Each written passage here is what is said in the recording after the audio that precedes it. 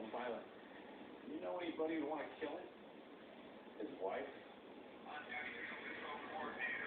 You want to take a minute to think about that? Any specific reason? The longer that at the top they're going through a particularly nasty divorce, I guess I should say they were going through a divorce. How nasty was it?